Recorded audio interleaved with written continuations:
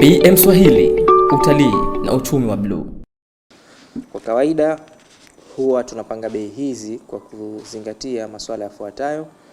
Miongoni mwa mambo tunayozingatia ni pamoja na wastani wa mwenendo wa bei za mafuta katika soko la dunia ama Platts quotations. Huwa pia tunazingatia gharama za uingizaji wa mafuta haya katika bandari ya Tanga na Dar es Salaam wakati mwingine. Pia huwa tunazingatia gharama za mabadiliko ya fedha za kigeni zinazotumika kununulia mafuta kwa shilingi ya Tanzania. Halikadhalika huwa tunazingatia gharama za usafiri, bima na premium mpaka mafuta haya yanafika Zanzibar. Pia tunazingatia kodi na tozo za serikali, na mwisho lakini sio kwa muhimu, huwa tunazingatia faida ya uuzaji wa jumla na rejareja. Mamlaka baada ya kuzingatia haya imepanga bei za mafuta kwa mwezi Aprili kama ifuatavyo. Bei kwa mwezi March kwa upande wa petroli ilikuwa shilingi 2939. Kwa mwezi April bei ya petroli itakuwa shilingi 2949, imeongezeka kwa shilingi 10 sawa na 0.34. Bei ya mafuta ya dizeli kwa mwezi March ilikuwa shilingi 3135.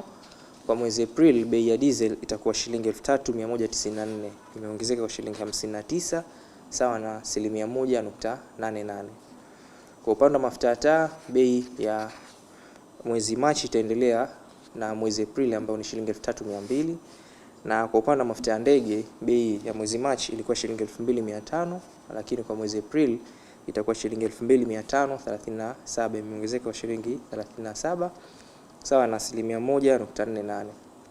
Naomba kurudia, bei rasmi kwa mwezi Aprili zitakuwa kama zifuatavyo.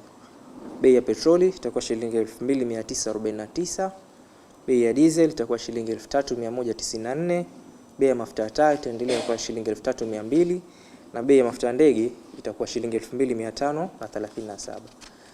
Sababu kubwa za mabadiliko ya bei hizi ama kuongezeka kwa bei hizi kwa mwezi Aprili ni kutokana na mabadiliko ya fedha za kigeni zinazotumika kununulia mafuta kwa kulinganisha na shilingi ya Tanzania. Hiyo hasa ndo sababu kubwa ambayo imeleta hii tofauti. Lakini kama ilivyoada, mamlaka inawasisitiza wananchi kununua mafuta katika vituo halali vya mafuta na kudai risiti kila wanaponunua mafuta katika vituo hivi. BM Swahili, utalii na uchumi wa bluu.